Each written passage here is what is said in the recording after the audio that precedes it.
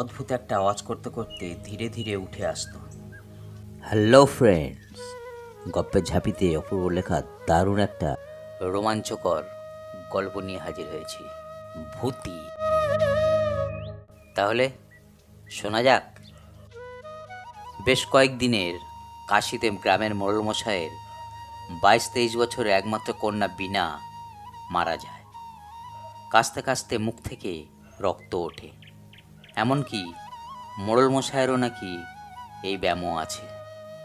কাশতে কাশতে অনর্গল মুখ থেকে রক্ত ওঠে। আমি তখন ছোট, 10-11 বছর হবে। মাকে জিজ্ঞাসা করেছিলাম এর কারণ। মা আমার একটা গল্প বলেছিল, আমি শুনেছিলাম কেবল।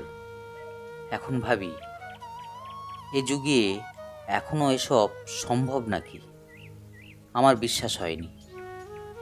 কিন্তু আরও পরে পরে মোড়লমশাই ও ওনার বেশ কয়েকজন আত্মীয় পরিজনের একই অবস্থায় মৃত্যুতে আমার মনে একটু খটকা জাগে। হতে পারে অদ্ভুত প্রকৃতিতে এমন কিছু প্রাকৃতিক সম্পদ আছে, সায়েন্স আজও নির্বোধের ভূমিকা পালন করে। গ্রামে এক ব্রাহ্মণ পরিবার থাকেন। শোনা যায় এনারা নাকি এখানকার স্থানীয় বাসিন্দা ছিলেন না। হরিশবাবু এখানে পাকা ঘরদোর করে পুকুর কেটে বসবাস শুরু করেন ফ্যামিলি নিয়ে। গ্রামের বেশিরভাগ মাটির বাড়ি, এমনকি মোড়লমশায়েরও। একমাত্র পাকা বাড়ি বলতে হরিশবাবুর। পাড়ার সবাই হরিশবাবুকে একটু মান্যিগণ্যি করত। হরিশবাবুর বাবা ছিলেন অন্ধ। প্রথমে নাকি এরকম ছিলেন না, চোখের গ্লুকোমা হয়ে ধীরে ধীরে চোখ দুটো চিরতরে অচল হয়ে পড়ে। ভদ্রলোক অন্ধ হলে কি হবে, শখ 16 আনাই ছিল, বেশ রুচিসম্পন্ন। ভদ্রলোকের একটা সাদা ধপধপে ঘোড়া ছিল, সেটা চড়ে ঘুরে বেড়াত। বাড়ি থেকে প্রায় 2 কিলোমিটার দূরে হরিশবাবু একটা পুকুর কাটান মাছ চাষের জন্য। হরিশবাবুর বাবার নাকি ছোটবেলাতে একটা ছোট্ট কচ্ছপ পুষেছিলেন। এত বছর বয়সে তার সাইজ পেল্লায় বড় হয়ে গিয়েছে। বাড়িতে রাখা সম্ভব হচ্ছে না দেখে হরিশবাবুর বাবা এ পুকুরে ছেড়ে দেন। ওনার বয়স এখন প্রায় 80 বছর তো হবেই। প্রত্যেক দিন ঘোড়ায় চড়েই পুকুরের কাছে এসে ভূতি ভূতি করে ডাকতেন। পুকুর থেকে ভূতি নামক পেল্লায় কচ্ছপটা অদ্ভুত একটা আওয়াজ করতে করতে ধীরে ধীরে উঠে আসতো।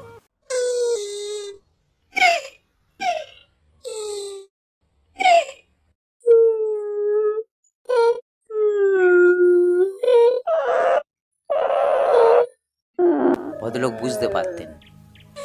ঘোড়া থেকে নেমে ওকে খাবার খাইয়ে গায়ে মাথায় হাত বুলিয়ে যা যা বললে আবার চলে যেত। অবশ্য গ্রামের লোকেরা অনেকবার ডাকার চেষ্টা করেও ভূতির কোনো পাত্তাই পায়নি। ভদ্রলোকের গলা নাকি চিনতে পারত ভূতি। ভদ্রলোক যখন আসতেন ভূতিকে খাওয়াতে পুকুর ধারে মেলার মতো ভিড় হয়ে যেত এমন দৃশ্য উপভোগ করার জন্য। পশু আর মানুষের এমন সৌহার্দ্য বিনিময় পৃথিবীর বুকে সত্যি বিরল। চাক্ষুষ না দেখলে সত্যি কারোর পক্ষে বিশ্বাস করা কঠিন। পাড়া প্রতিবেশীর অবশ্য অভ্যাসে পরিণত হয়েছিল এমন দৃশ্য দেখে দেখে। অবশ্য সবাই ভূতিকে মনে মনে আপন করেও নিয়েছিল, কারণ এমন দৃশ্য দেখার জন্য দূর দূরান্তরের মানুষজনও আসত। এটা পাড়ার একটা গর্বে পরিণত হয়েছিল। ভূতির কথা মুখে মুখে ছড়িয়ে পড়ার কারণে সকাল থেকে মানুষজন পুকুর ধারে অপেক্ষা করত কখন ভদ্রলোক আসবেন আর এমন সুদৃশ্যের চাক্ষুষ স্বাদ গ্রহণ করবেন। এমনভাবে চলতে থাকে সময়। বর্ষা প্রকৃতির আগমনে প্রকৃতি আবার ঝলমলিয়ে ওঠে। গাছগাছালি প্রকৃতির মোহময়ী আনন্দে একেবারে আত্মহারা হয়ে ওঠে। পুকুর ঘাট মাঠ সব যেন জলে থই থই। মাঠে ঘাটে গ্রামের মানুষের ব্যস্ততা চোখে পড়ে। এমনই অবস্থায় অনেকে নাকি ভূতিকেও দেখেছে পুকুর থেকে উঠে মাঠে ঘাটে নতুন বর্ষার আনন্দে ঘুরে বেড়াতে। যেখানে থাক না কেন ঠিক সময়ে হরিশবাবুর বাবার ডাকে চলে আসতো। এমনই একদিন ভূতির খাবার সময় ভদ্রলোকের ডাকে ভূতি আর আসছিল না।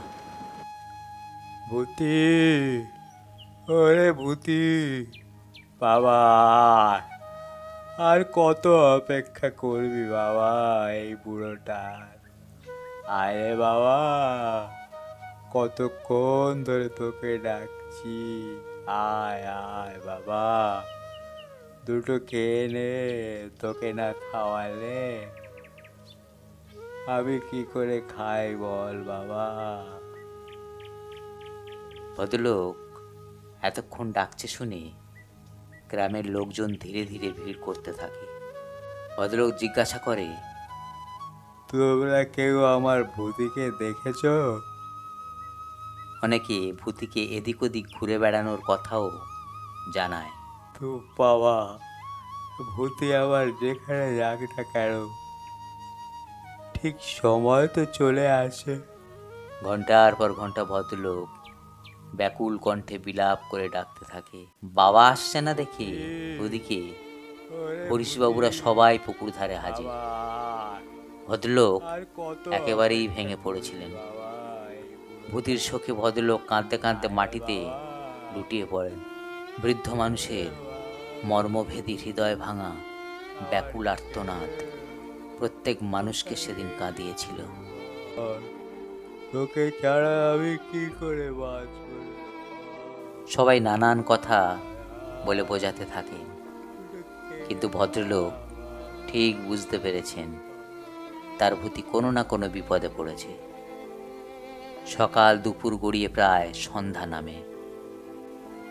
ভদ্রলোক সবাইকে বারংবার জিজ্ঞাসা করে, তোরা আমার ভূতিকে কে ধরেছিস বল, এখনো বল। কেউ যদি আমার ভূতিকে মেরে খেয়েও ফেলিস তাও আমাকে জানা, আমাকে তোরা জানা। হরিশবাবু ও ওনার ফ্যামিলি প্রায় জোর করে ধরাধরি করে ভদ্রলোককে বাড়িতে নিয়ে যেতে উদ্যত হন। যাওয়ার সময় ভদ্রলোক একটা অভিশাপ দিয়ে যান।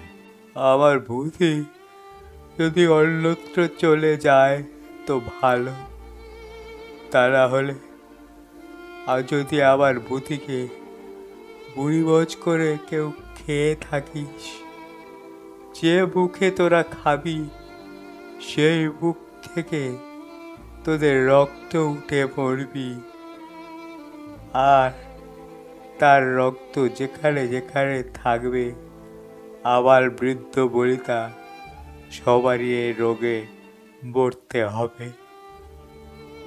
আমার পুত্র শোকে আমার অভিশাপ কখনো বিফল হবে না, কখনো বিফল হবে না। ভদ্রলোক সেই শোকেই বিছানা নিয়ে আর কখনো ওঠেননি। 1 মাসের মধ্যে মানসিক যন্ত্রণায় ছটফট করতে করতে বিদায় নেন।